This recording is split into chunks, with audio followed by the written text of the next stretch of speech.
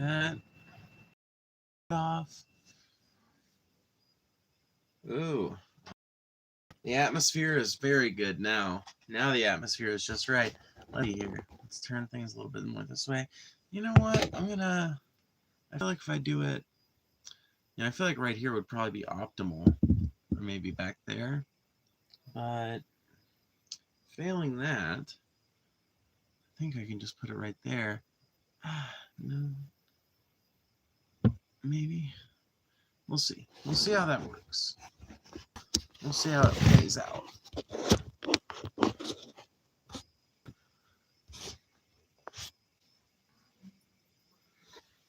If I have to, I can always switch things back on, you know? If I have to, I can always switch things back on, but hopefully I won't have to, do that.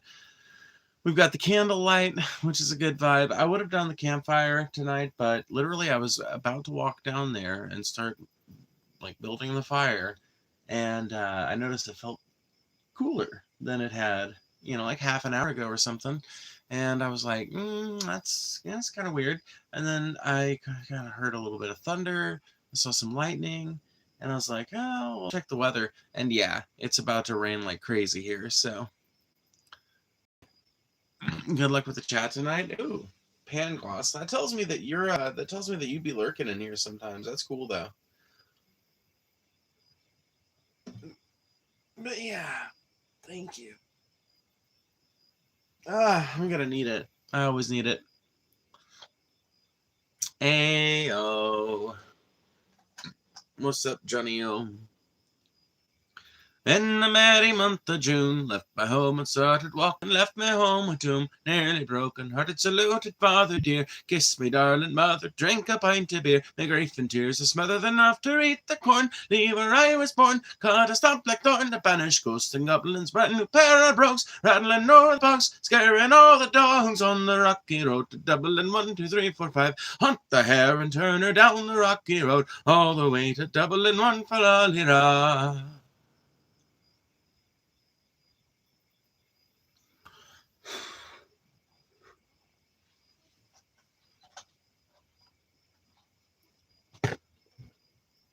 Bought your meetup ticket? Nice. Nice. Nice. That's very nice. It's very good.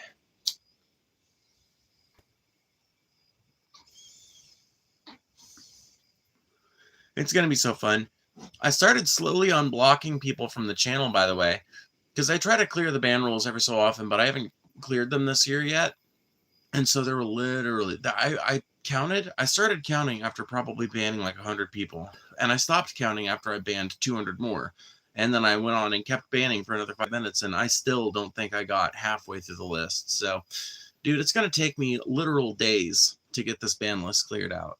But it is what it is, dude. I cannot help it that the internet is full of people that say disrespect that have to be banned up out of here, you know? That's not my bad. That's on you guys. What's this chick's hand? Yeah, I can't talk. It's about literally, it's about a trans girl that cannot talk for the life of her, no matter what I try to do. I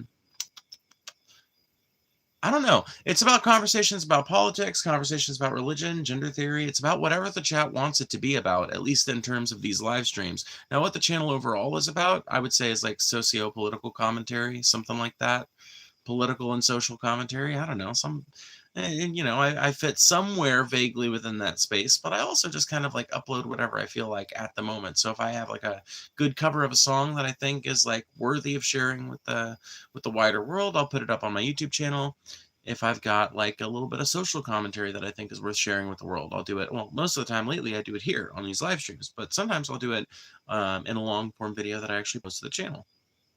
I just don't have very good equipment for recording that kind of thing. So like, I feel like my live streams actually sound better than a lot of my videos do, even though ostensibly the videos should be recorded on better equipment, right? Like you would think that whatever aftermarket microphone and camera that I've got going on in my, with my computer, you would think that it would be better than a cell phone camera and mic, but no.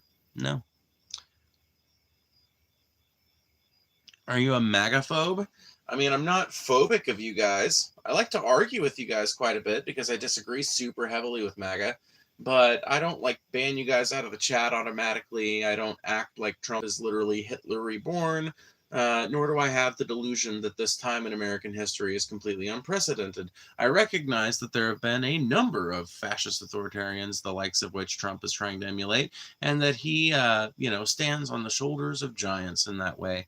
That he's not nearly as unique as the mainstream media would have you believe. And that's talking the media from both sides, too. The Republican Party and the Democratic Party like to act like Trump is some fucking Snidely Whiplash supervillain that came out.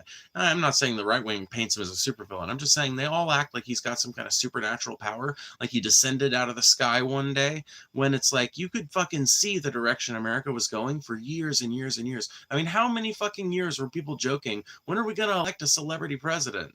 We were probably like 20 or 30 years, right? Before, like, it literally just in the cultural zeitgeist, the idea of like, what if we just elect a celebrity, like what if we just elect a famous person, like what if we just elect one of those people, reality TV show star maybe. That was a fucking joke that people would make all the time, or a serious discussion that some people would have all the time for like 30 years before Trump ever came around. And if you want to take Trump outside of that context, even if you want to talk about Trump as a political figure, even that, like everything he's doing is entirely predictable. This is what late stage capitalism looks like, folks, whether it's Donald Trump at the helm or Kamala Harris at the helm or anybody else at the helm. Sure, Kamala Harris might not be going as extreme as Trump is, and certainly wouldn't be doing it as visibly as he is, but she would be fundamentally continuing a lot of the same policies. She'd be engaging in some kind of economic protectionism. She'd be oppressing people here at home in new and unique ways, which Democrats always find some way to do despite their rhetoric. It would not be as visible. There would be a better mask on America's tragedy and on our willingness to misbehave, not just at the domestic scale, but on the global scale. I think there'd be a better mask on it, but I really don't think the policy of America would actually substantively be all that different.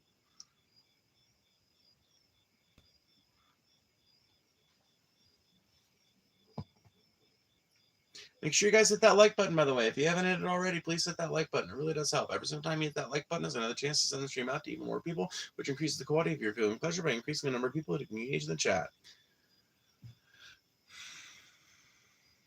Do you live in America? Yes.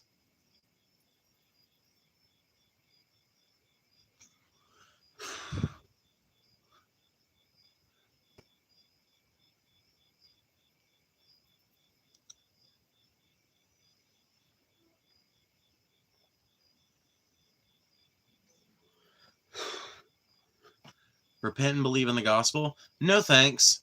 I was exposed enough to Christianity in my childhood. I prefer not to mess around with it anymore, now that I'm an adult who's capable of rational thinking.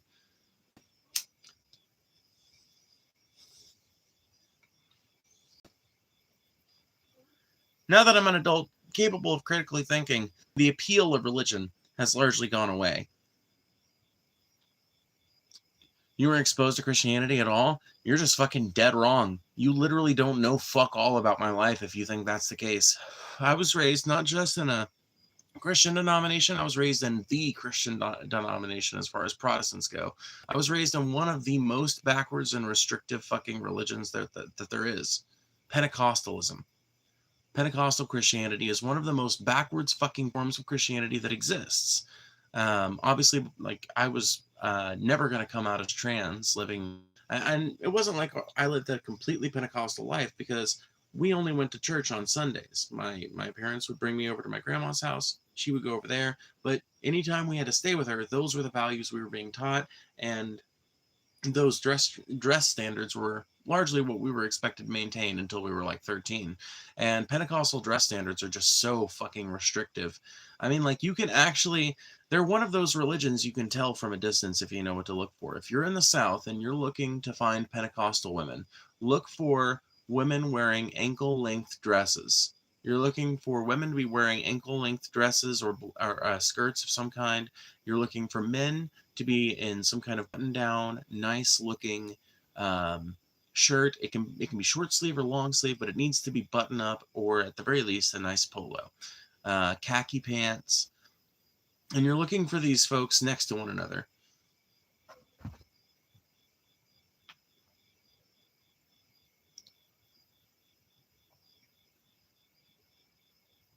What do you think? I think it's a pretty villainized religion, or at least I think a lot of the people that practice it are pretty villainized needlessly. But I think the religion is pretty fucking vile. The religion itself is like unequivocally vile. I will point out that it's less vile if the Quran is as far as you go. But the Quran in and of itself, like the Bible, has quite a lot of vile shit in it. Now, the difference between me and your typical Islamophobe is that I don't see any kind of distinction between their fucked up shit and Christianity's fucked up shit or Judaism's fucked up shit. They're all drawing from the same fucking well of fucked up bullshit. So why would I act like one's got more clear to the truth than the other? They're all Bronze Age myths cooked up to control people. They're all that. Why would I take any of them seriously? So a lot of the criticisms I'd levy against Islam can also be levied against Christianity. They're just not as easy to levy against Christianity in its modern form because Christianity has had a lot longer to develop, and Christianity has therefore moved past most of its monstrous stage. Most of the monstrous things the Christian church does nowadays involve political decisions and child marriages and other inauspicious things that are kind of hard to notice, right, unless you're really looking for them. That's the kind of damage the Christian church gets up to these days. In the modern day, you see.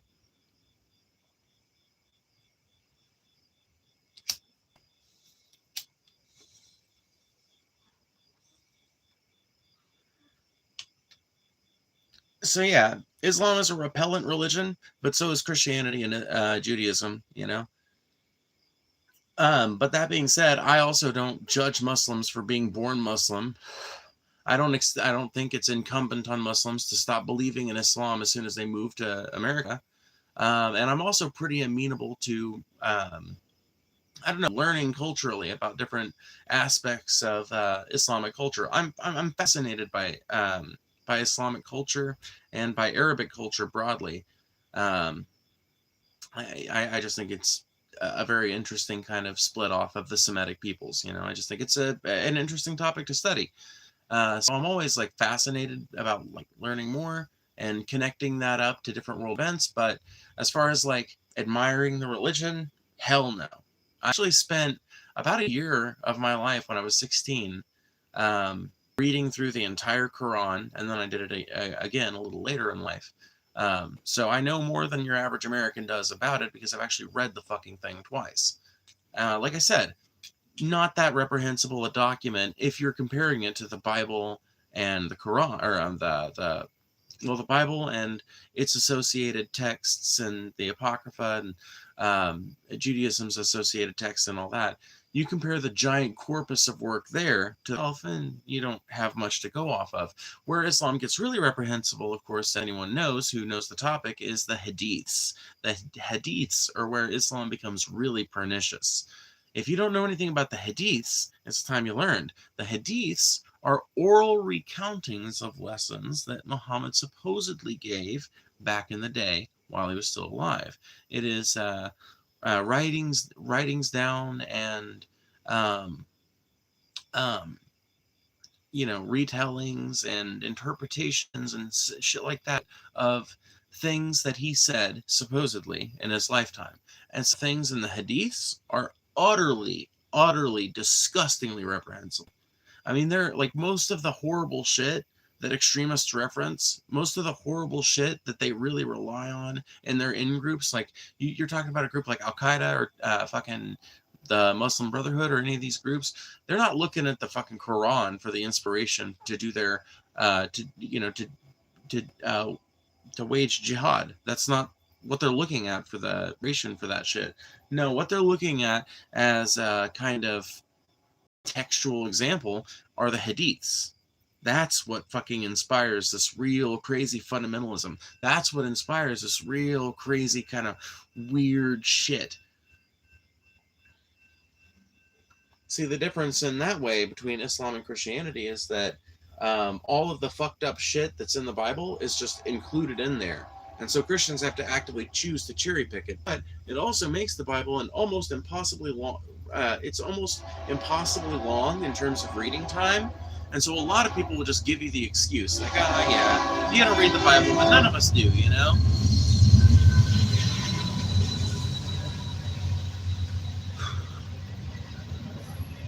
I hope you get better soon. I'm fine, bro. What do you think is even wrong with me? What do you mean you hope I get better soon?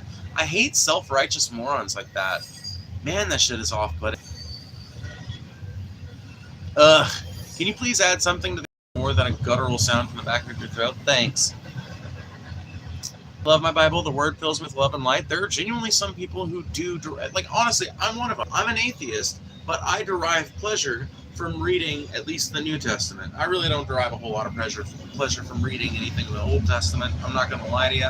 But when it comes to the New Testament, I was talking about it the other day to Paul's ego. I talked about it the other day on stream, and I'll talk to you guys about it. I think that the Bible could eventually become a document that, in a perfectly rational secular society, is still examined for its worthiness as an example of the development of human morality, as a book of fables that can help you determine what you think is moral, right? I think that the Bible could almost be a book kind of like the Tao Te Ching, which would be more descriptive and philosophical in its weight and less divinely inspired.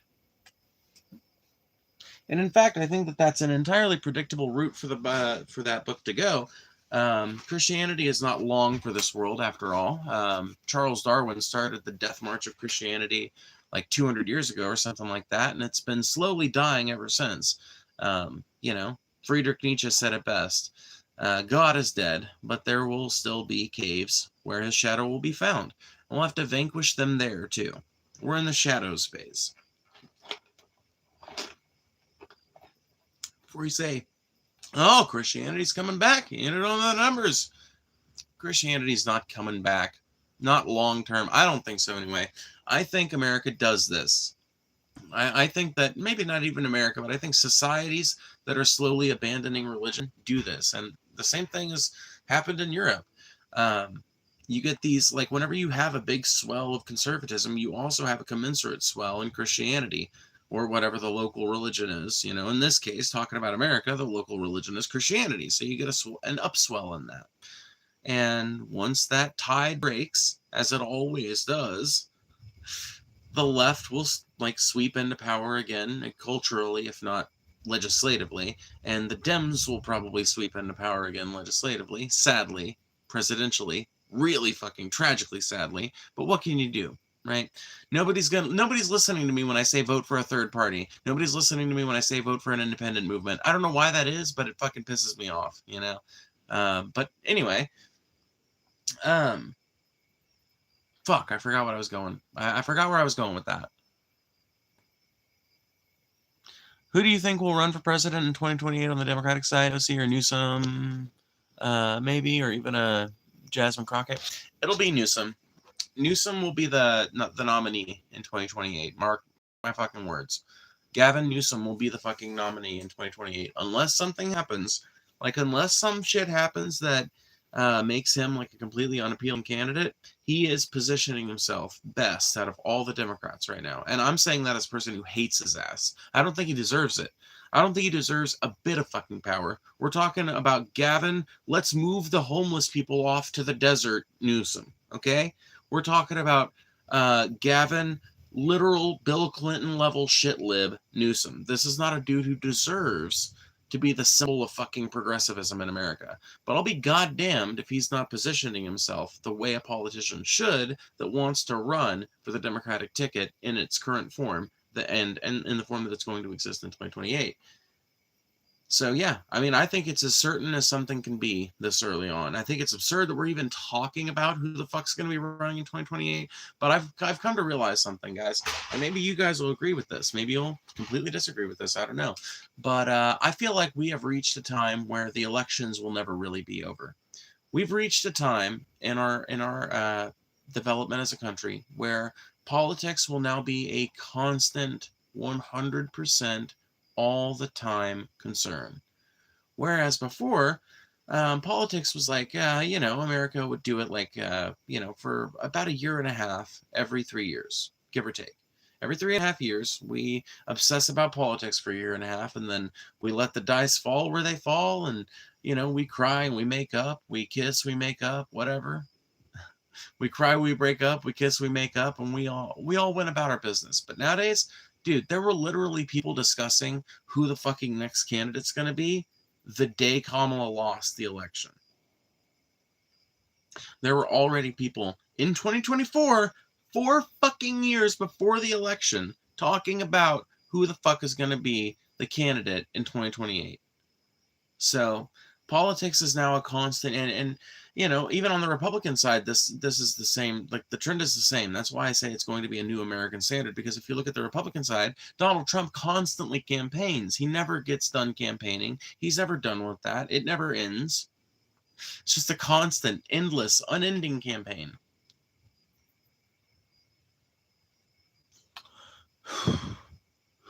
You think Charlie was a good man, you didn't agree with him, blah, blah, blah.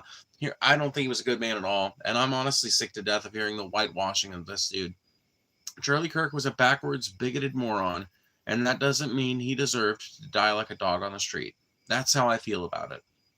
Charlie Kirk was not a fucking good guy. Charlie Kirk was a fucking douchebag. Charlie Kirk was a millionaire. He was part of the ownership class. He was part of the fucking consultant class. He was part of the fucking... he's basically... it's funny. I watched a debate where he was talking about... it was him and Bosch. And it was, you know, their big debate, right? And they were both kind of bemoaning the, like, consultancy class, basically, which is this group of maybe like 900 to 1,500 people that have very specific career histories and very specific degrees and all this shit, that have used that to get very lucrative consultancy careers in, like, basically doing these, like, racial sensitivity trainings and things like that, DEI trainings, basically. These are the people responsible for everybody in America hating DEI. And you know, just since I mentioned it and brought it up, you know why everybody in America hates DEI? Because people are fucking sick and tired of being condescended to at work in a fucking, you know, like a, what do they call it? A trapped audience meeting? I can't remember what they call it, but, you know, a captive audience. Yeah, so you're sat there as a captive audience for 2 hours, made to fucking, like, listen to a bunch of lessons about how to not be racist. It's like, my fucking opinion on this as an anti-racist, pro-black liberation, hardcore leftist is that a motherfucker's going to be racist or not racist. And I don't think one lesson is going to make a dent in that. Conversation might. Long-term conversation over the course of years, oh man, that'll make a dent in it, like something like you ain't never seen. But one lesson, 2 hours though it may be, that's not going to turn someone who would have sexually assaulted somebody into someone who's not going to sexually assault somebody.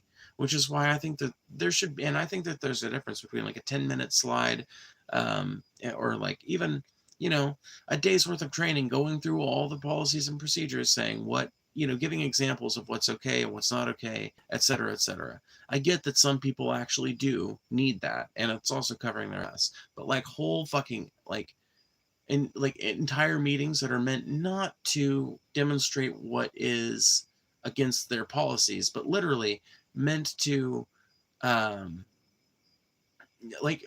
meant to invoke in people, like to plant a seed in their heads that is supposed to eventually blossom into like a tree of progressivism. I don't know. Having sat through a bunch of these meetings myself, I don't think I ever came out more leftist than I went in. You know, I don't think I ever came out less racist than I ever went in, you know, like, as a person who's not altogether all that racist, you know? Like, I don't know. I don't feel like these meetings have the fucking intended effect. I think it's just made people fucking angry at the very idea of diversity, equity, and inclusion, which are good fucking goals. You actually say the words out loud, and it's like, why are these bad things? Like, what the fuck's wrong with diversity as an example? If you look at the biological world, diversity is one of the most important parts of protecting the natural world. It's one of the reasons why we don't just die out every time there's a fucking crop failure, right? Is because, yeah, tomatoes may fail across most of Mexico, but, you know, there's tomatoes in other places, and there's different kinds of tomatoes, so not all of them fail. It's one of the reasons why when all the bananas crop, like when every banana crop died and they had to basically invent a new kind of banana, that's one of the reasons why that happened, is because bananas, the way they cultivate them, doesn't encourage diversity. It doesn't include or encourage genetic diversity, and that's something you utterly need if you're going to have like a successful biological world. And it's also true of human society. It takes all kinds of kinds. Miranda Lambert said it best.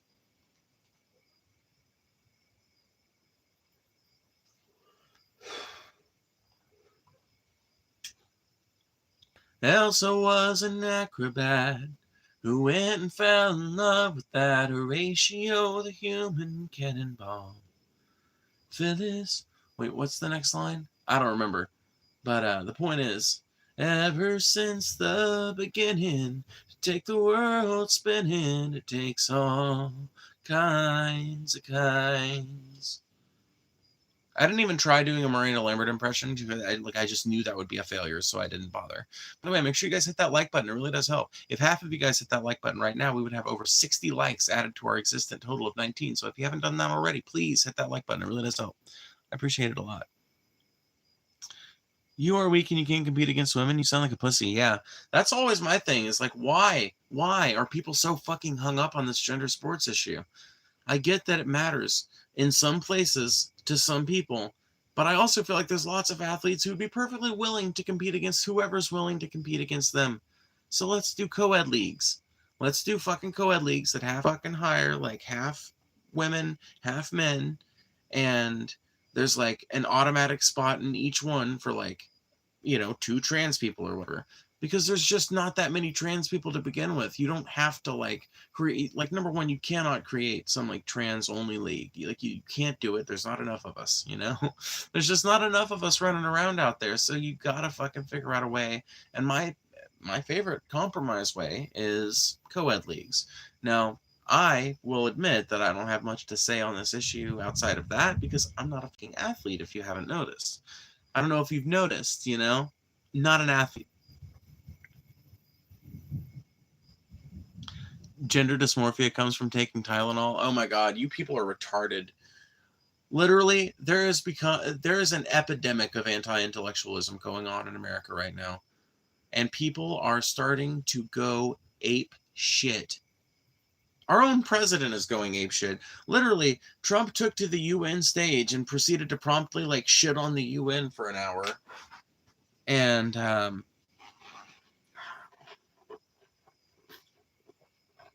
talk a bunch of crazy fucking warmongering shit about Russia. Shit about how Ukraine's in a position to fight and win. And telling NATO states that they should be shooting down any Russian plane that comes into their airspace. Dude, shit's getting in fucking tense from the top all the way down. I think the Tylenol thing was a joke about Trump saying Tylenol causes autism. Well, good. I'm glad it was a joke. I'm really glad it was a joke. But yeah, dude, that is another thing. It's also in the title. Literally, our president has, along with his fucking stupid ass motherfucking Secretary of Health, come out and peddled a completely unproven link between autism and Tylenol use during pregnancy. There has been no fucking link established. The reason for that is because the science is inconclusive. For every study you can find saying it's one way, you can find another study saying there's no correlation at all. And vice versa. There's literally an almost equal number of studies of each fucking finding. And a lot of studies that are inconclusive in the matter. So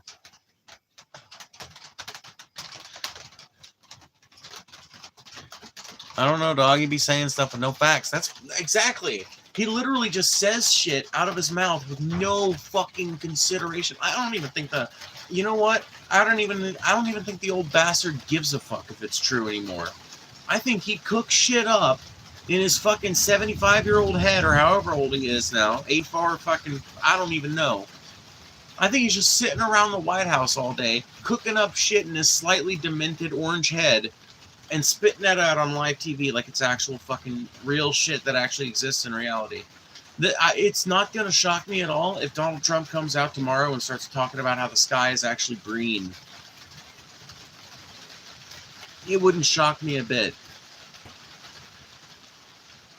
And for all you right-wingers who are mad now, you guys should just be glad that I'm not, for once a leftist is making a criticism of Trump that's not, he's a fascist, which he is, but right now the criticism is that he's also, in my opinion, starting to go through what old Ronnie Reagan was going through, He's starting to go through that kind of like drift off into the ether. His mind is going, and he's just making shit up whole cloth. And every one of his cronies are more than happy to let him do it because, oh my God, he is probably so fucking susceptible right now. Or either that, or he's still got his wits about him enough to be still fucking very effective for them. Either way, it's fucking looking pretty bad for the American people. You remember Biden? I remember Biden being pretty much, like, honestly, in terms of economics, the same. In terms of immigration, Biden was certainly not as harsh on immigration as Trump is. Trump is already starting to but he's already starting to surpass, that's the word I was looking for, some of the Biden numbers on immigration. So, fucking, that's different for sure. The National Guard wasn't getting deployed to America's cities, like we're all fucking, like, living in a war zone now. That wasn't happening during the Biden administration. Let's see. The Ukraine war was going on. I guess there's that. But that's still going on. Fucking rhetoric that's about fucking ramping that shit up. Whereas Biden was always pretty strict on, like, remaining, shit-libby about it at the very least, which I guess is better than being, like, an outright war hawk. He kept saying, we need to support Ukraine and all that shit, but at least he wasn't telling NATO to shoot down any Russian plane that goes over their airspace. Do you see how this is an elevation in temperature? And this is, listen, this is coming from a person who's a disenfranchised Biden voter. I voted for Biden in 2020 and regretted it pretty fucking soon after he took office, because he immediately revealed himself to be the same kind of fucking shit lib that I always thought he was going to be. And the only reason I thought he might not be that is because I genuinely thought there would be an upswell of leftist action that would coalesce around that and push people to do more. But it didn't. That's not what happened at all. People got so preoccupied with watching the aftermath of the January 6th shit, nobody even cared about the inauguration. And when Joe Biden started breaking campaign promises and signing billion-dollar fucking deals with Raytheon and all this other shit, nobody gave a shit. Nobody even noticed.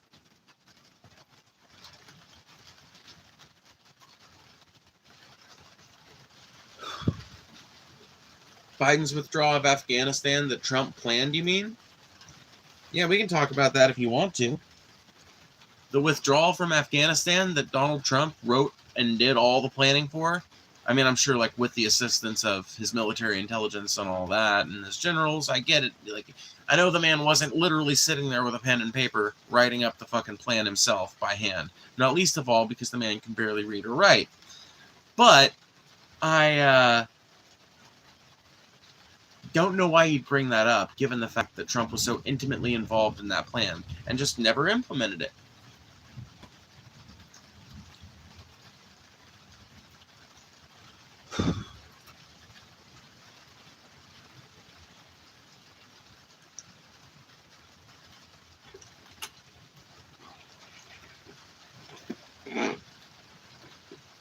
You really believe everything that comes out of your mouth? Yeah, because unlike you, I'm not spouting bullshit. It's pretty easy to believe everything I have to say when I'm not spouting bullshit, It's pretty easy for me to be in perfect contentedness.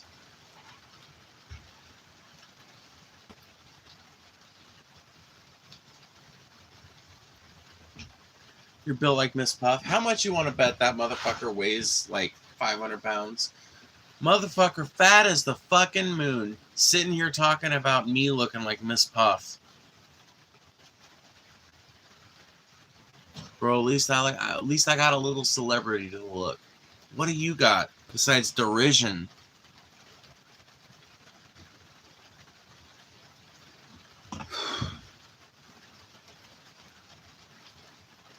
What are you looking at?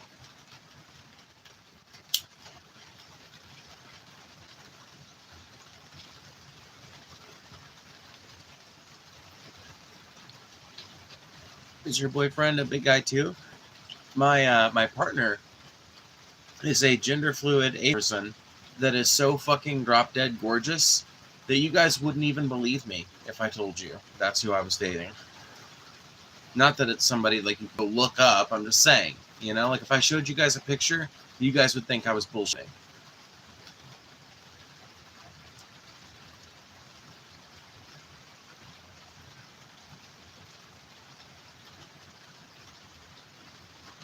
What's your religion? I think I'm a nature worshiper. Yeah, I'm a nature worshiper. That's the closest thing I can get to it. I don't know. Maybe eventually I'll find something that suits me better. But I've read the Tao Te Ching. That just like, dude, the Tao. I want to understand it, and that's the problem with the Tao is that you're not meant to understand it. Really, you know, you're meant to contemplate it, but my brain does crazy things when I let myself contemplate on shit. I will just get stuck endlessly like that. Not endlessly, but I'll get, you know, I'll just sit around for an hour thinking about the same passage over and over and over again. So that's no good. I can't deal with that. I can't, because like, not least of all because I can't fucking give up my current life now and go become a Taoist monk, which is what I really want to do, right? So because I can't go do that, because I do think if I did that at the end of my lifetime, I could tell Paul Ziga, you know what, the Tao, it is talking about something. It does have a meaning. It is definitive. I have the answer. But he would be long dead by that time, so I wouldn't even get the reward. So failing that, I think I'm just kind of a nature worshiping hippie motherfucker, you know?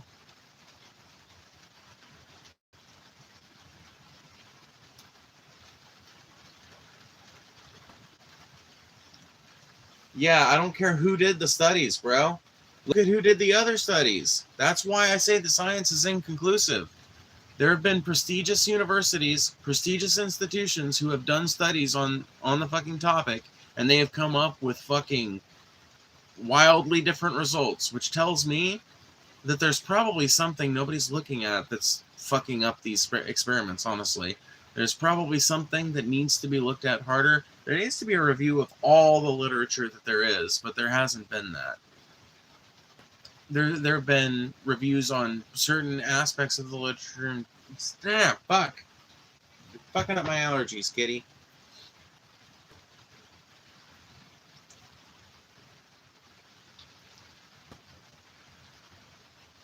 Most DoorDash drivers wear adult diapers so we don't have to stop. That is not true, Glitch Dash. There's no way that's true. I don't believe that for a second, dude. There's no way that's true. No way. I don't believe that, dude. No. That's no. No, that doesn't make any fucking sense. You know why that don't make no sense? I tell you what, because I used to DoorDash. And I tell you why that don't make no sense. Because sometimes you got to go into the building to get the DoorDash. And you just plan your, restroom breaks around that shit. Because usually they ain't got the food right when you get there. Sometimes they do. But a lot of times you got like 30 seconds to pop into the bathroom, use the bathroom, wash your hands, and get back out before the food starts getting cold, you know? So I don't buy this shit. I think you're telling stories out of school. I think you're making shit up.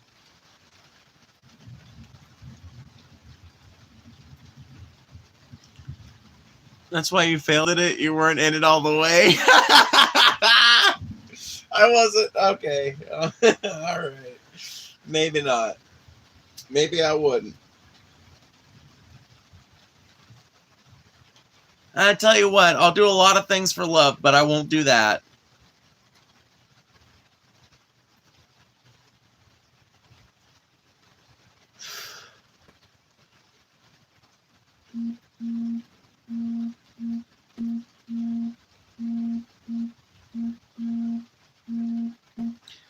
Hey, Phoebes, apparently you can't go to heaven because God thinks LGBT, but I thought God loved all of his creations. Well, you thought wrong, god damn it. Are you a he or a she? A she. Hello.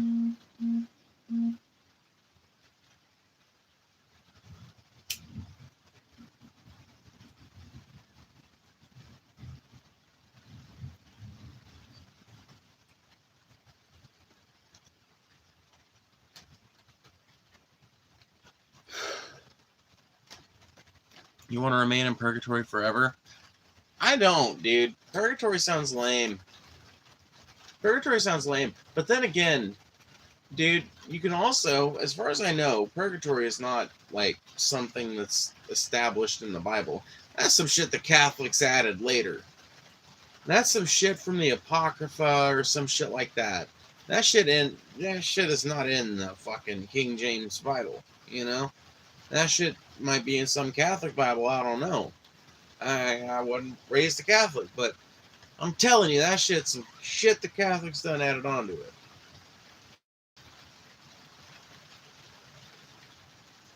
There's a lot of shit the Catholics done added on to Christianity, if you really look at it.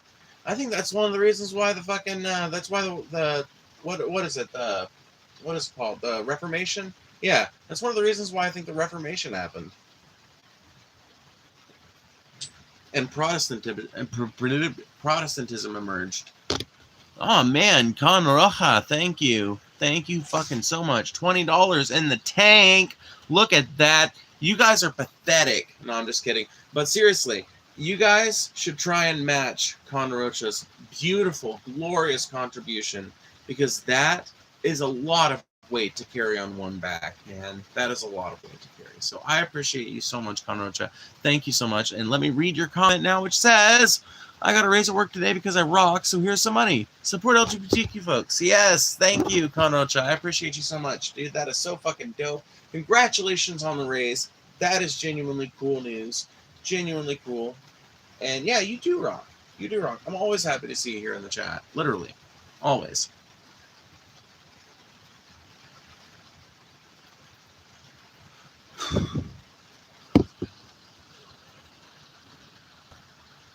Please don't start talking on the Reformation. You don't sound nearly educated enough on that matter. Oh boy, do I not?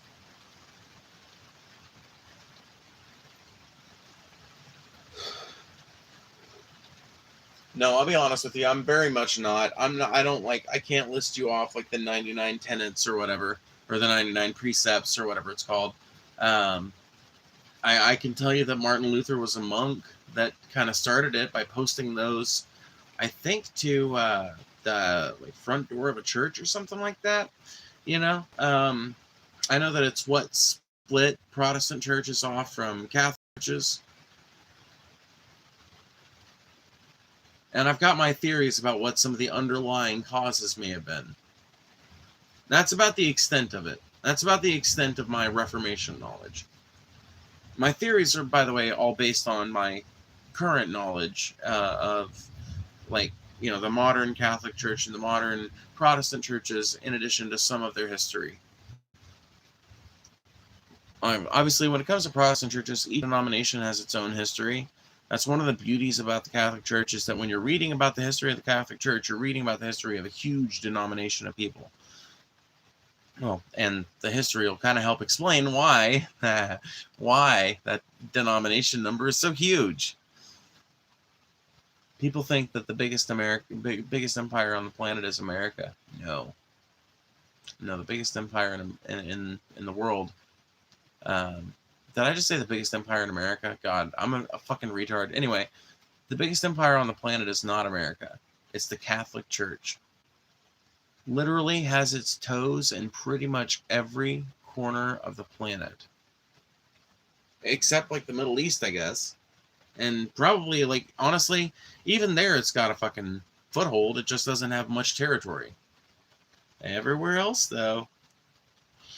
Everywhere else. Southern Baptists, you only gonna find them in one part of the country, and in one specific kind of country, one specific country indeed. Lutherans, you'll find them around the world, I guess, but not in nearly as high a number as the Catholics, who are fucking cosmopolitan. They're everywhere. They're like fucking flies. They're everywhere. All right, now I'm starting to sound like a clan leader. Okay, listen, I'm not... Okay, that was a wrong comparison, okay? That was a tasteless comparison. I'm sorry to any Catholics listening. I've got no problem with Catholics personally. I just think that the Catholic Church has added a shit ton to Christianity that I don't think is like predicated on much, as far as I can tell. But, you know, I've also, like, every Catholic I've ever known has been kind of loath to discuss the intricacies of Catholicism with the non-initiated, which pisses me off, because I've seen some of them online that do it a little bit, but, man, that's not how I learn. I need to have an actual conversation with an actual fucking Catholic. And I need to ask him a million questions. Like, where's it come from? Like, what is this shit drawn off of? I know some of it is actually biblical, but like, the fucking, like, confession. What is that? What is that? You know? The weird bribes you can give the church. Well, like, what the fuck is that from? How high are you right now? No, it's high. How are you right now? There are churches literally everywhere? No, dude, you like, yeah, every single fucking place you look, at least in America. I'm sure it's pretty much the same way everywhere else, though, that allows Christian churches, because they're fucking insidious, dude.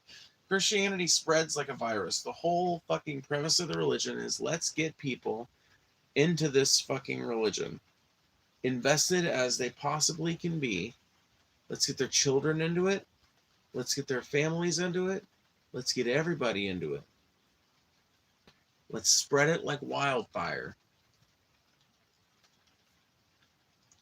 And it's such a long-running strategy for them, I don't think they'll ever give it up or change. But goddamn, does it make the fucking like landscape of America kind of fucked up sometimes.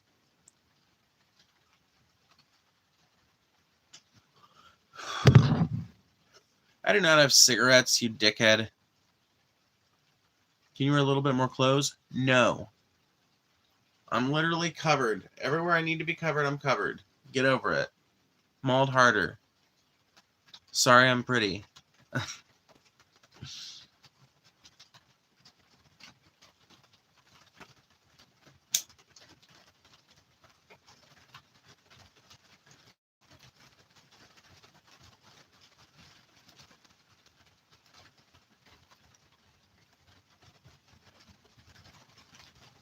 How many times have you read the Bible? Once, which was enough. Once, like one go through of the whole Bible is enough. I think after that it becomes a reference material. Anybody that rereads the whole fucking Bible multiple times is a crazy person, unless they're old. If you're old, you got nothing to do, you've read every other book on the planet, okay, fine. Sit down with the Bible and turn it into the document that I forecast it will eventually become. Otherwise, man, that is a fucking wasteful way to waste your time away reading. Because once you read it fucking once the way through, you got the fucking gist of it. Trust me. Trust me, you probably had to reread a million passages, because it's hard to even fucking tell where the fuck you were when you're reading a Bible. There's so much text on each page.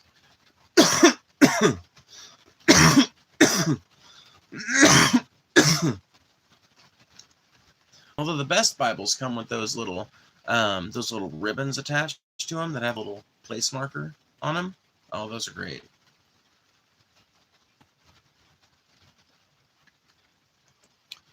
It is an old desert book written by primitive men with knowledge limited to their time. Yeah, exactly. And it shows. And that's not to say there aren't interesting thoughts in the Bible. I was talking about it earlier, and I'll talk about it again. Kinds of interesting things in the Bible, but when that book is currently being used to justify the oppression of more and more people, when it's currently being used to enslave people all over the planet and enact a horrible fucking narrative on this planet, wherein human beings are the most important thing that has ever existed, and every other animal is just subject to our whim and desire, that we are the stewards of this planet and can manage it how we see fit. This is an artifact of Christianity. This attitude, the attitude that now dominates the world, is an artifact of Christianity. It is the single most influential lesson ever taught in the history of humanity.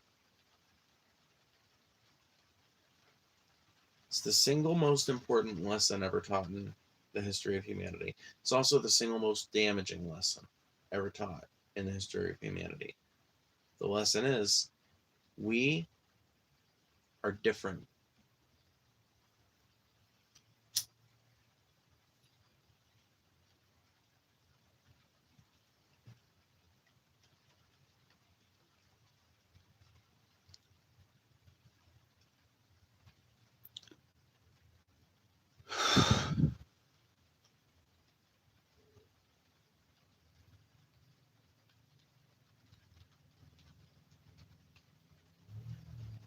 Absolutely disagree. We are united through faith. Nah, you guys ain't united. I think you guys like to think of yourselves as united, but you're not united. Christians love to infight. Indoctrination, friends and foes.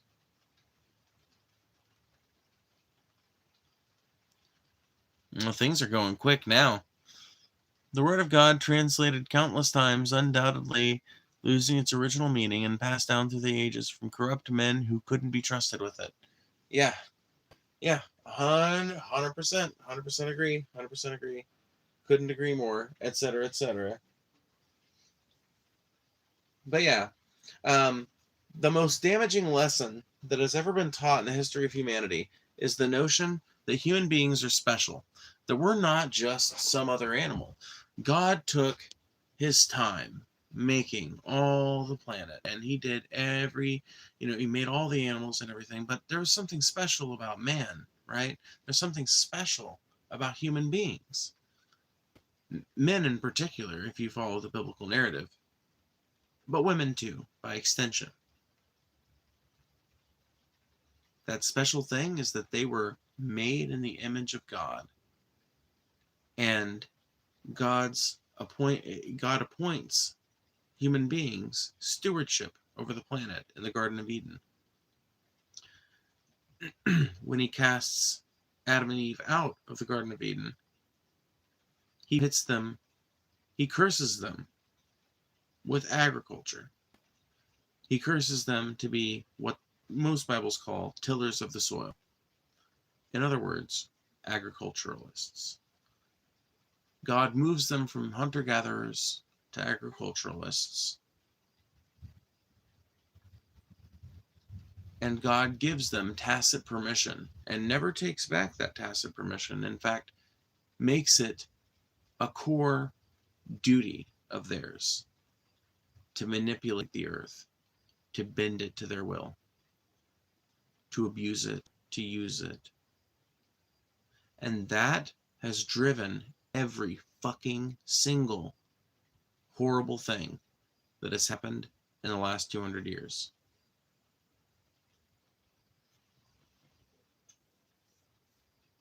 Every single bit of it was underlaid with an existing history of abusing the land because the Bible says it's okay.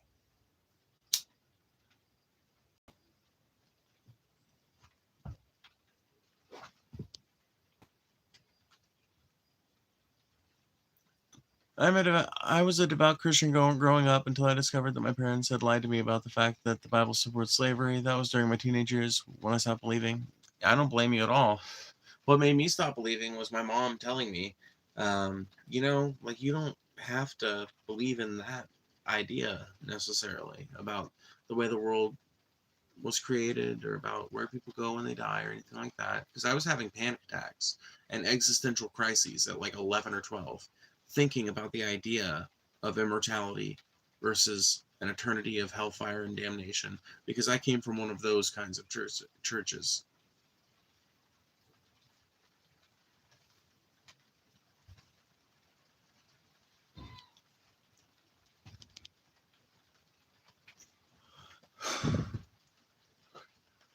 Max Miller has pretty eyes and teaches me fun food knowledge. Oh my god, Post, you're a fucking Tasting History fan too? Nice. Tasting History is a really fucking good channel.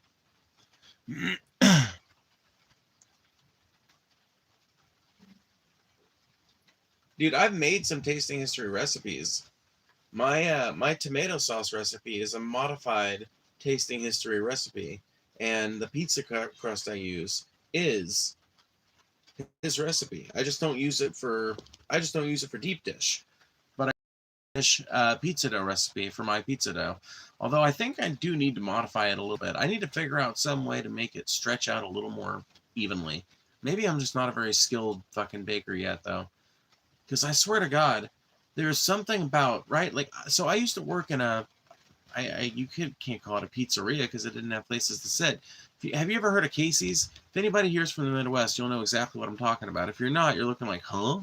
So there's this gas station in the Midwest that is more well known for its pizza than for its gas. Not least of all because the pizza tastes a lot better than the gasoline does. The pizza, though, is really fucking delicious, and its crust is actually made in-house from, dry ingredients that are prepackaged, obviously.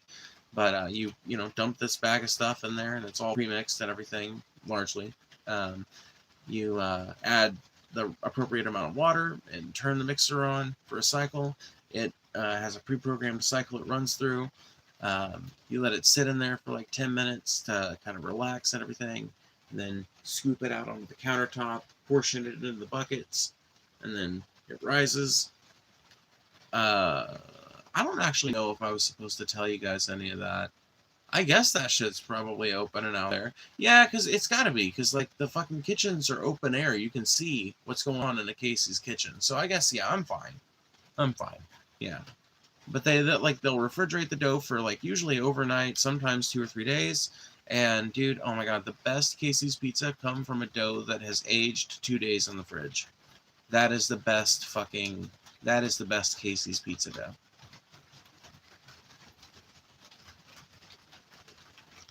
Rip Charlie? Oh man.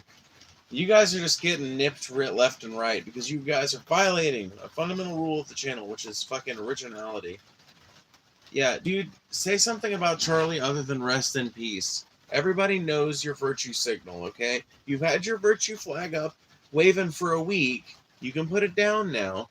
Please have an actual conversation with me about the implications of Charlie Kirk's death. That's something I kept trying to do in the aftermath of the Charlie Kirk shooting, and so fucking few people were able to actually do it in the chat. Only my mods, pretty much, and a few regulars were actually participating in the chat in the way that I was interested in having the conversation when the topic came up. And the rest of the chat was just like completely incapable of addressing the topic in any way other than just rote insult or threat or whatever. It's like, fuck. Where did all the smart people go, bro? It's like I said, I'm constantly harping on this point, but I think it's important. Like, anti-intellectualism is on a severe rise, utterly severe rise. The rise is so pronounced that it becomes a little bit frightening for its implications on society as a whole. Maybe not personally frightening, you know?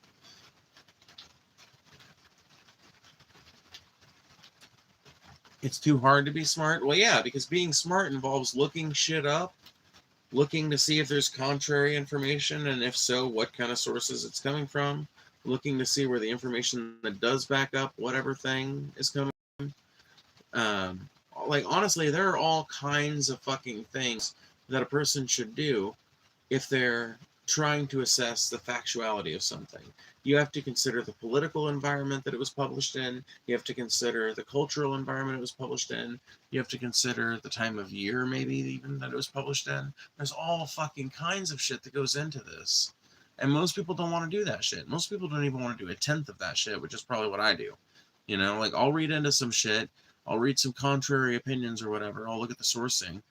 But I'm not going so far as to see, like, looking at those sources sourcing and all that shit, you know? I'm not going like 7 layers deep just to establish whether or not Charlie Kirk was actually shot in the neck or not, you know? I think the Twitter video I saw was proof of that.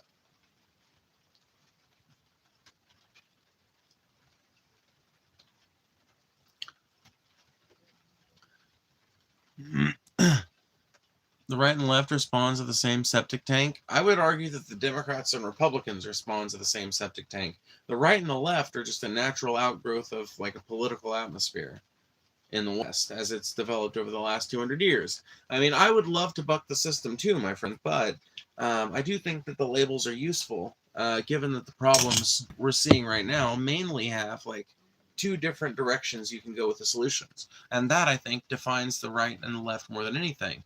The right's direction for providing for these solutions is just empower the businessman, empower the entrepreneur, let capital sort it out, let markets sort it out, let the beauty of the invisible hand of the marketplace sort it out.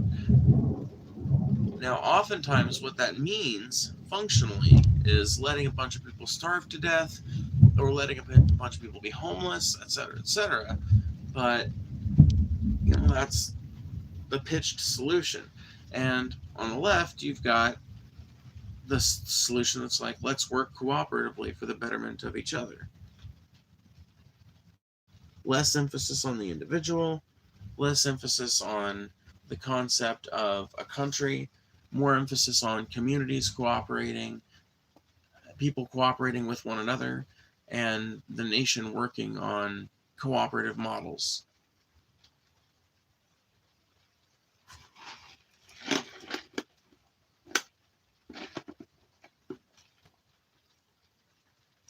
Well, the fact is everyone gets so political for no fucking reason to cause problems. Dude, I'm not causing any problems by sitting here preaching my opinion, number one. Number two, if you don't like it, you can scroll up. Number three, the reason why I do it is because I get paid to do it. The people that pay me love me for the fact that I sit around and do this with people that disagree with me. At least as near as I can tell, based on the super chats I get.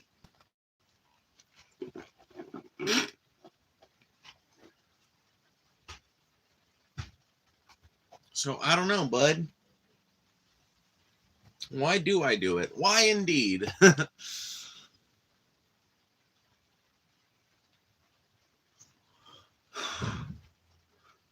At what cost for the left, though? Well, luckily it's a net benefit for the left because I'm really good at arguing things. It's kind of how that works.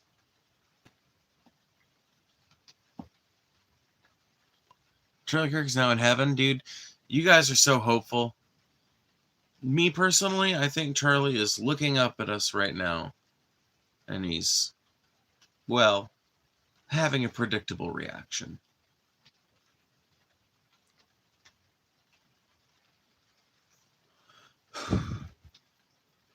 I'm your favorite trans creator. That's super cool. I've heard that from a few different people, and that's actually kind of cool to hear. I don't let it feel tokenizing because I feel like it could, but you know, I try not to be that sensitive about it. Like, I'm like, it's not that deep, you know? It ain't that deep. That's how I choose to feel about it. Well, what's up, everybody?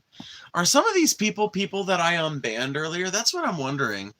I'm wondering, maybe. It could be. It's hard to tell. But, so did you guys hear that Antifa got designated a terrorist organization, despite the fact that Antifa is not an organization? What do you like better, sweet or sour farts? Personally, I'm going to go with the sour ones all the time. For me. You know? What the fuck kind of question is that? What the fuck kind of question is that, bro? How far has the internet fallen?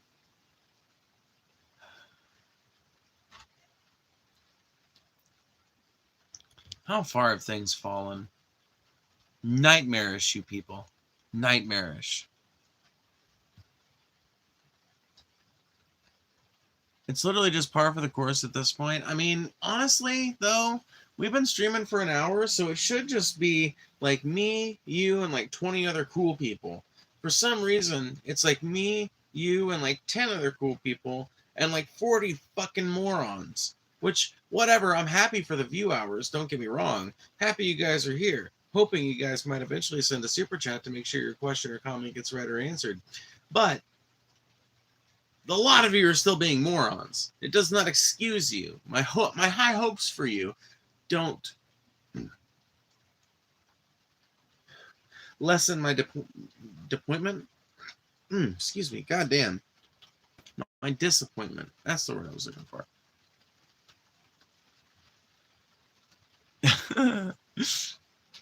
Nah, dude. If you're self-admitting yourself, like if you're calling yourself out as a moron, you just joined the cool people. Okay? If you've got that much self-awareness, like that's the fucking crazy thing about it, you know? Like how in Catch-22 you can't be crazy if you know you're crazy, because a crazy person doesn't know they're crazy. So if you know you're crazy, you can't be crazy. You know? It's the same kind of thing here. If you know you're a dumbass, then you can't be the kind of dumbass that I'm talking about, because the dumbasses I'm talking about don't even know that they're a dumbass. That's how dumbasses they are. That's what dumbasses they are. They don't even know that they're a dumbass. They're not even privileged to that information.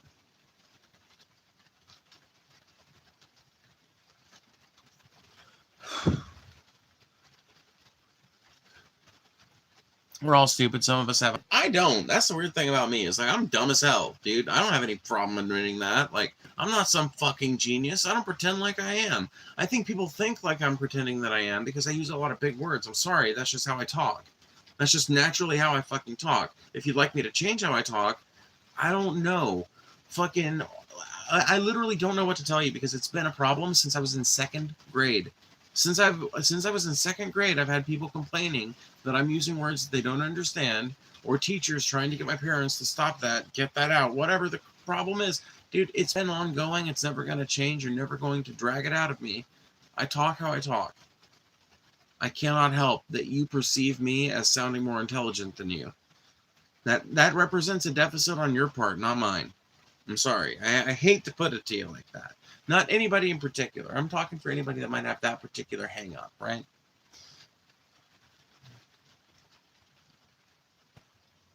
The only truth is that we know nothing. I mean, yeah. Who is that? What is that? Descartes?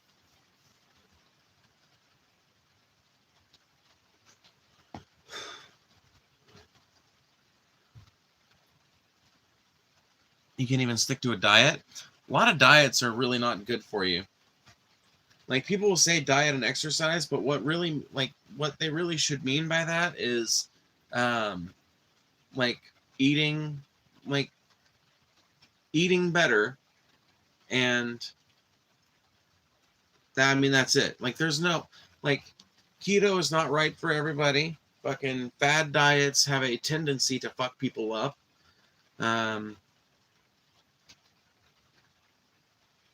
Just counting calories isn't really a good way to do it because you can still eat a lot of garbage that still is not very good for you and still has a lot of negative health effects, even if you're keeping your calorie count within the limits. So, like, the idea of following one of these fad diets or one of these published diets is really, from my understanding and from the talks I've had with nutritionists, that's not exactly what they recommend. The recommendation is to eat less and better. Stop buying so much fast food. Start making more food at home. And when you make your food at home, don't drown it in so much oil. That doesn't mean don't fry things either. That means be smart about how you fry it. Don't overcook shit that you're frying. That's one of the most critical fucking steps to not getting greasy shit. Or like with French fries. You want to know how to not get greasy fries that are just grease sponges when you go to get them? If you want to get some after they've started to cool off a little bit, you want crispy fries? Oh my God, I got a fucking trick for you.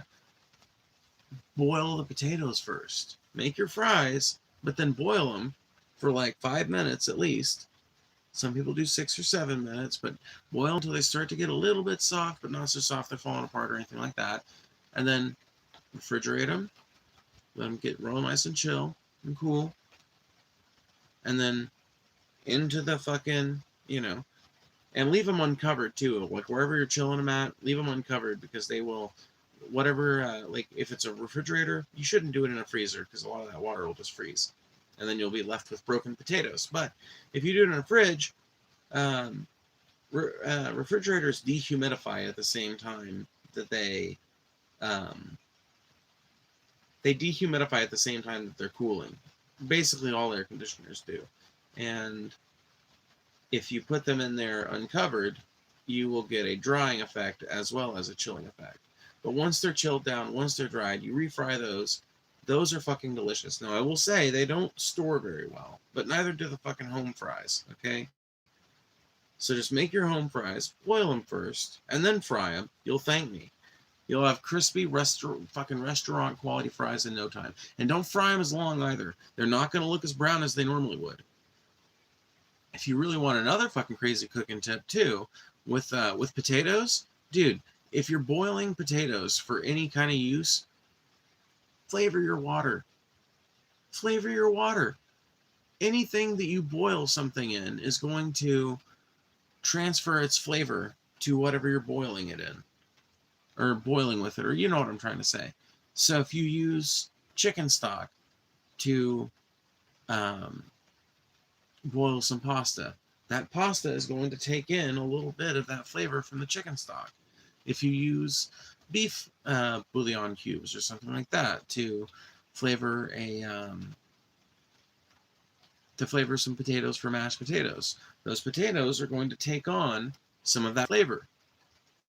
And if you're really smart, you'll preserve some of that water, some of the water that's left from the potatoes, just a little bit. You don't need a lot, just a little bit, because you're going to put some milk and some butter in there too, which will preserve a little bit of that water to dash in back into the bowl that has your potatoes after they've dried. Pass them through the colander or the sieve or whatever you're going to do. In there, you add back a little bit of that water. Just a little bit. Just a little bit. Restore some of that flavor to it. Butter. A little bit of milk. Add milk until it's the consistency you want. And I ain't telling y'all my fucking secret spice mixture. Salt and pepper. That's all you need to know. There's some other shit goes into it. I ain't telling you motherfuckers.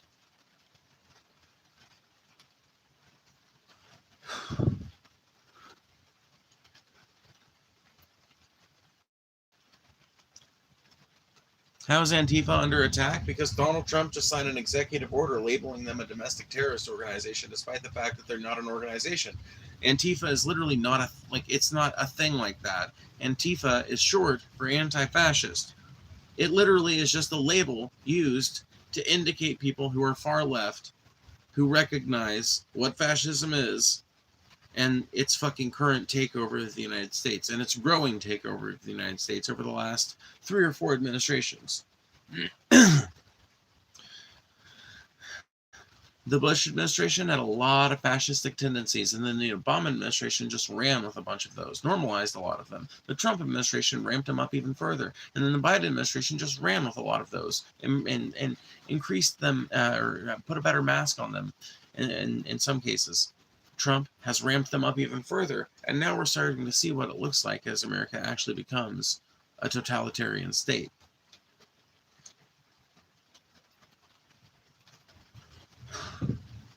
This is what it looks like as America actually translates into fascism.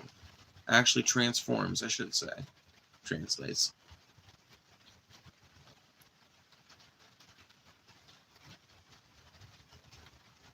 Remember when Obama was deported and chief? Motherfucker doesn't even know how to type. And they're trying to come at me with an Obama dig. I'm not even... Dude, you realize I was not old enough to vote for Obama in either election? I'm not so... Well, I am kind of an Obama simp, but I would say for the man, not the president. I think that, like, as a dude, I cannot help it. Obama is incredibly charismatic. He's incredibly fun to listen to. He's got a really good sense of humor. I like him as a guy. I can't help it. And I do think he did one good thing, which is eliminating the ability for insurance companies to deny you coverage on the basis of pre-existing conditions. That is pretty cool. It's a shame it didn't come with a public option and all the other shit he was promising on the campaign trail. But that is still cool for what it is. Oh, you can say retarded here, friend. I don't think it gets filtered.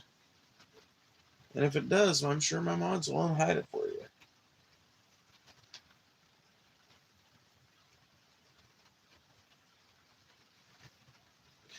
That's a great argument, by the way. I always love that one, you know. You're retarded, therefore I'm correct. Well, I have to admit that is a compelling argument. But I believe I might have a refutation. And it's I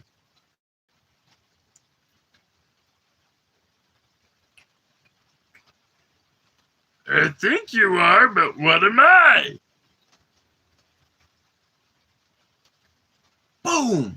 Holy shit. I think I just scored a point.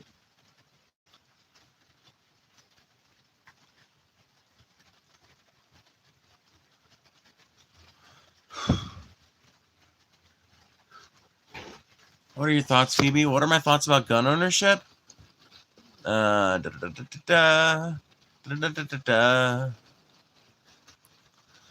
don't know I don't know exactly what the question is, but what are my thoughts on gun ownership in general?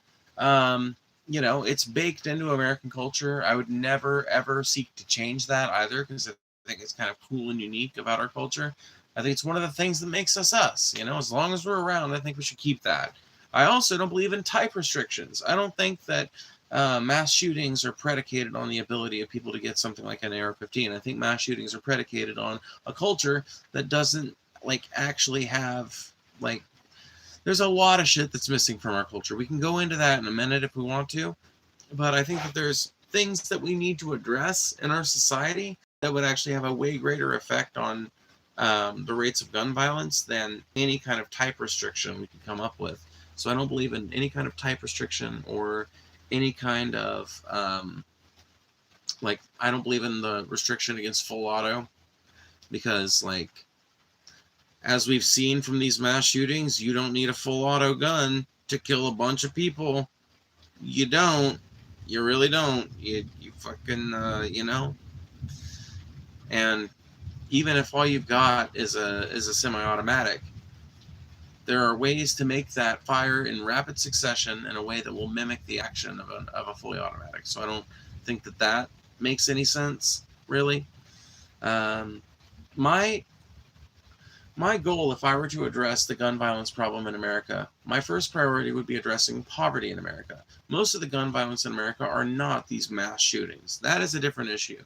These mass shootings, political violence, that's a different thing. Although I do think a lot of it would be ameliorated by addressing poverty. These things have cascading effects, you understand.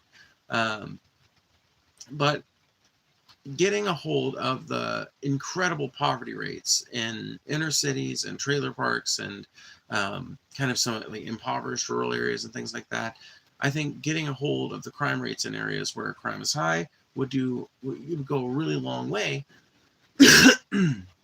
towards alleviating a lot of this gun violence.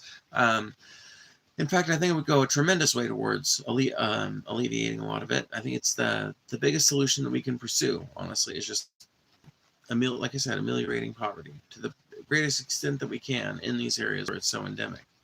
The second thing I would address is the complete dearth, the complete lack. I don't know if I use that term correctly, so I'll use a term I know I can use correctly. The complete lack of any kind of universal responsible gun education and understanding when it comes to guns. There are some people, like my parents, who teach their kids how to be actually good with guns, how to respect them, how to handle them as tools, all that. And then there are parents who don't teach their kids any of that shit, or who kind of half-ass do, but let them get away with all kinds of shit with the gun or whatever. Way more brazen with it. And then there are some parents who don't seem to fucking give a fuck about any of that shit, who actively fucking fly in the face of it. That can't be. I think all kids need to receive, as part of their standard taxpayer-funded public education, an increasing amount of education about guns, starting, I don't know, in first grade or second grade, teaching kids what a gun is, how to let a responsible adult know when you found an unsecured weapon, basically.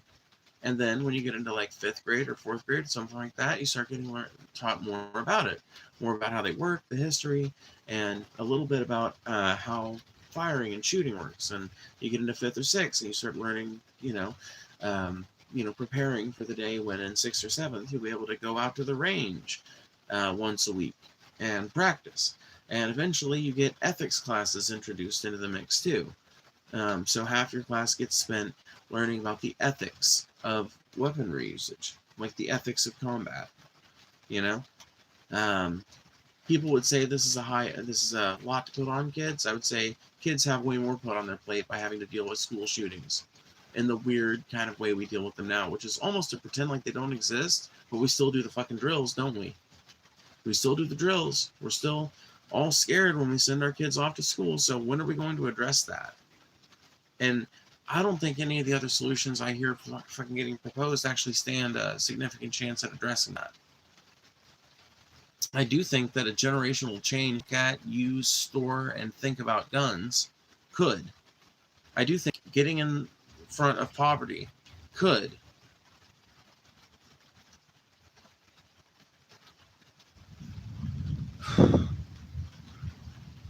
This nation, the USA, needs an overhaul of the entire education system. Oh, I fucking totally agree.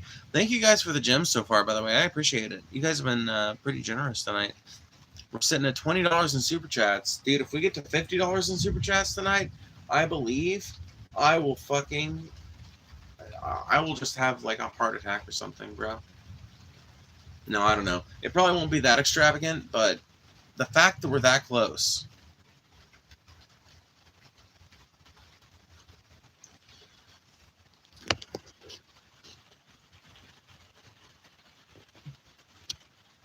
Kids with guns? Well, that's the thing. Kids already have guns. If you know any fucking gun-toting parents, you can be assured that they got some gun-tote kids, too. Now, they're probably not, like, if they're responsible parents, they're not allowing the kids to ever handle a firearm outside of their sight. And their firearms are stored securely with trigger locks also, so that they cannot be accessed by their child. Their child does not know how to access the safe that they're stored in, etc., etc. There are ways to actually teach your kids about guns while being completely responsible about it. My dad did. My dad taught me and my sister how to shoot from a pretty young age, but he was always incredibly responsible about it. Way, way, way responsible about it. He never let us fuck up with his guns. And as a result, to this day, I have, I'm good with a fucking firearm, I'm not saying I'm a great shot. I'm just saying, like, I know how to handle one so that I don't hurt myself or other people.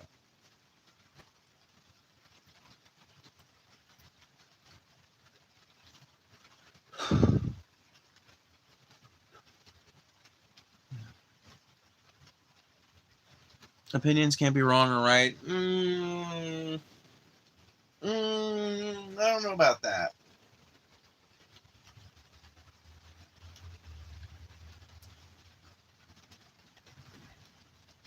I don't know about that. I think they can be wrong and right.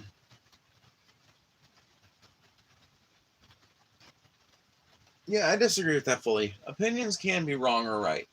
But in order to determine whether or not something is wrong or right, you need to have, like, your own axioms and shit. You need to know what you value.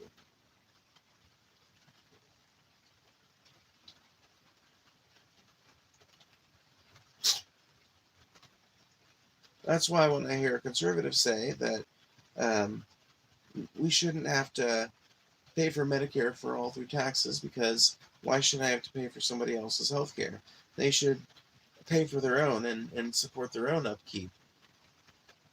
My response is to say, I think you're just so wrong about that, because I think that ignores the shared responsibility we all have to one another as a cooperative species. So it's backed up by science in that way, but also just like we're social animals, yes, but we live in a society where everything we do is predicated on the work of other people. And for some reason, we don't want to apply that same standard to our healthcare, even though if we did, things would make a lot more sense. Things would work a lot better.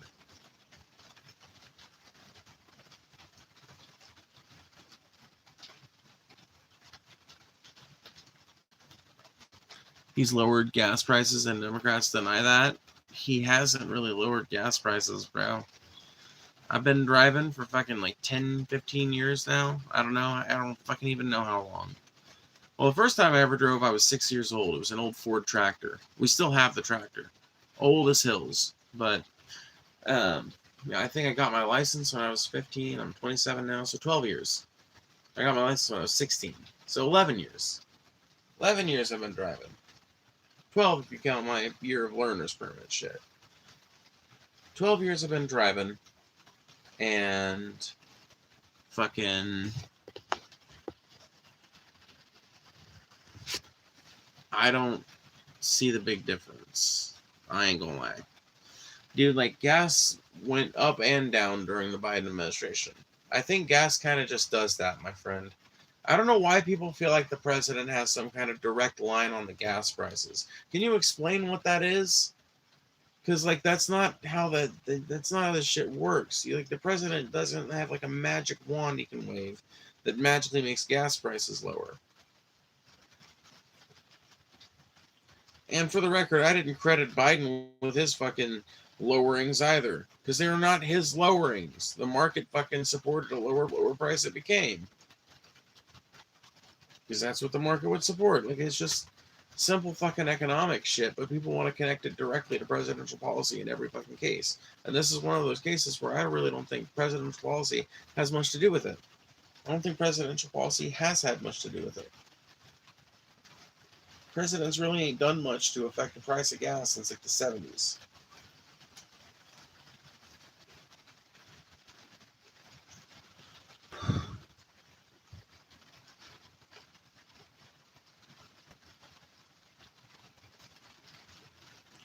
The president pisses gas and poops eggs. This is why the prices change. He pisses gasoline and shits eggs.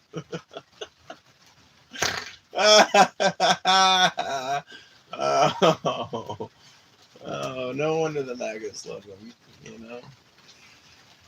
Oh.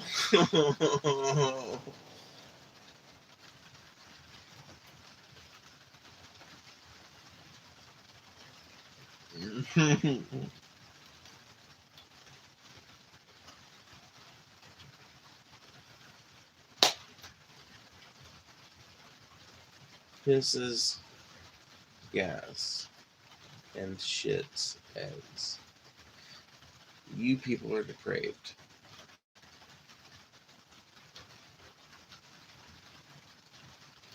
They're here and there, they're here and there, and they're everywhere. They're here and they're there, and they're everywhere.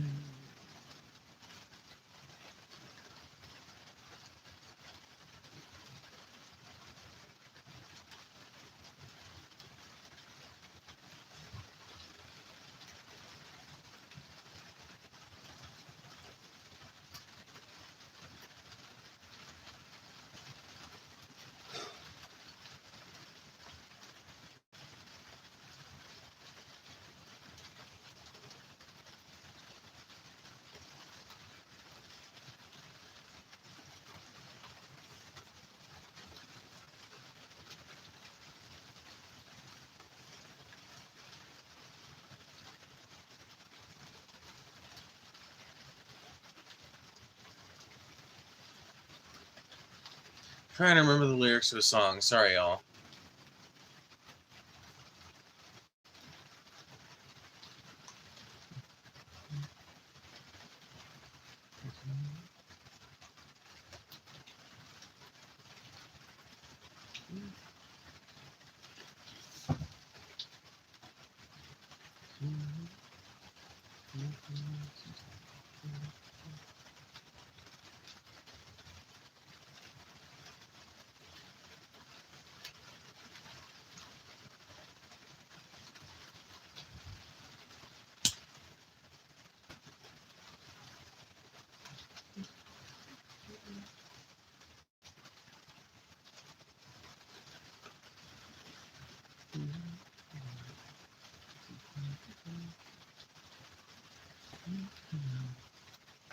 Alrighty, I've got it.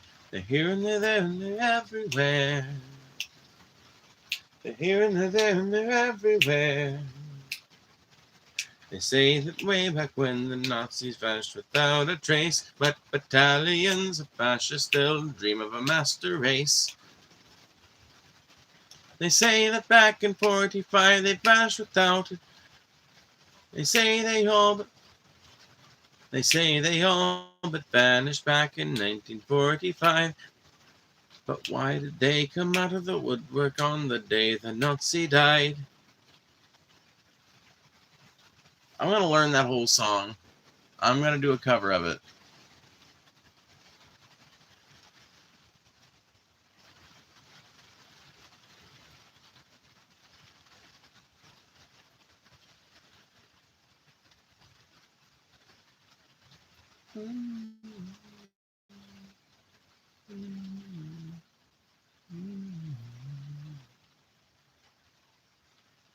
They say they all but vanished back in 1945, but they all came out of the woodwork on the day the Nazi died.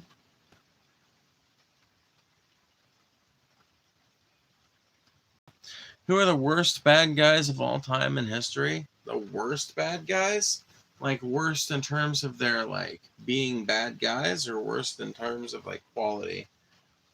I don't know, dude. I'm not a nerd in this way. I'm a nerd in a lot of ways, but this is not one of the ways in which I'm a major nerd. Like, bad villains, I don't know, dude. Like, the ghosts in Pac-Man are pretty lame. You know, like, there's no backstory. There's no explanation. Maybe there was at some point. I don't know. Probably is. Probably is one I just don't know about. In terms of being bad guys, okay. Yeah, what an arbitrary definition. I agree. It is a very arbitrary definition. Man, that's a hard one. Because I think for somebody to be really, really depraved, they have to have malicious intent, entirely malicious intent. So Ganondorf from Legend of Zelda is my instantaneous pick, but the reason why I don't think he neatly fits is because he's shown to have humanity in more than one game. So in Wind Waker, he's shown to have humanity when he said, perhaps he longed for the winds of Hyrule, for his people who are confined to the desert. Now, what Ganon doesn't say in that part is that his people were confined to the desert because they were fucking thieves. Like, that was literally what they were known for. Like, they were literally known for being bandits and thugs, so like they were like relegated to the desert, put out there, and they never kind of like gave up them ways. So, but anyway, he's also shown to have some humanity in Twilight Princess. He doesn't outright kill Midna, as far as I know. Just destroys her fused shadow, deprives her of a lot of power.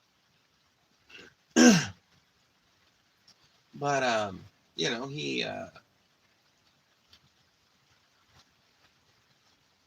don't know, he's got an air of humanity to him in that game, where it's almost like not necessarily humanity as in like you think he's a good guy or anything like that, but humanity in that you can almost see his motives.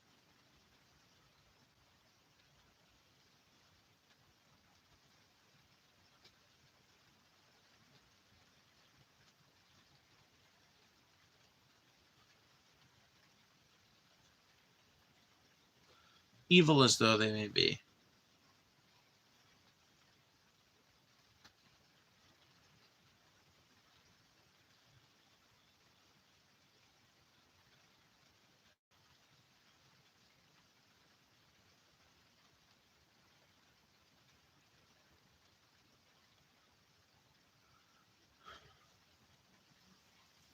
Donkey Kong?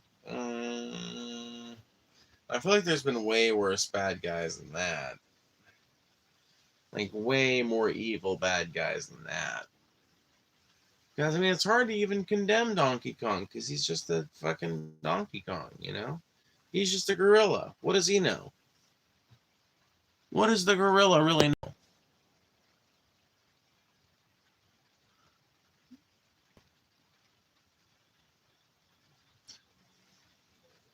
I never made it that far, so you'll have to enlighten me. I was terrible at Donkey Kong. I had all the old consoles growing up. I'm not obviously old enough to have had them, like, as they were coming out, but, my parents were from the generation that did have that, and my dad was kind of a gamer when I was a kid. Nowadays, he fucking couldn't even find his way around a video game. He had a stroke, though, so he's got an excuse. But it's just so strange. He was like, he's the reason I'm a computer nerd and kind of a video game nerd, and now he doesn't even have any interest in it. He kind of like dislikes having to deal with computers.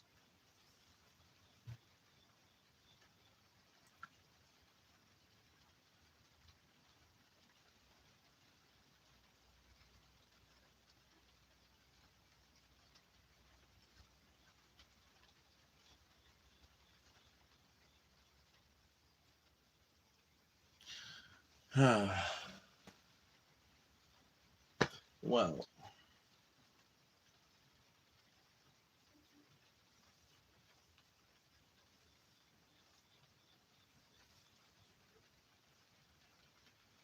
I'm glad it's finally raining down here. We've needed it for so long.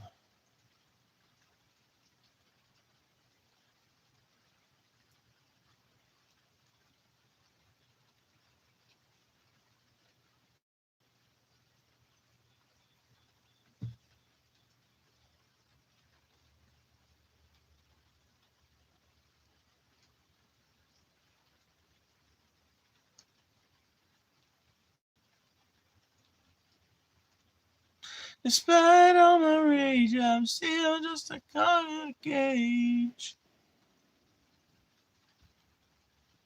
Despite all my rage, I'm still just a cog in a cage. It's fun hanging out. You know what, Conrocha, you got the right idea. Chat is cancer. No, not everybody's being bad in chat, but dude, there's some stupid ass messages going on. I'm gonna fucking go. Go. I'm really sleepy though. It's not really the messages so much as it is just the fact that I'm really tired. And I don't like to be this tired on stream. I feel like I sound drunk. And I'm not fucking drunk. Right? I wish I could let you guys smell what's in here, because you would know. It's just regular old fountain drink.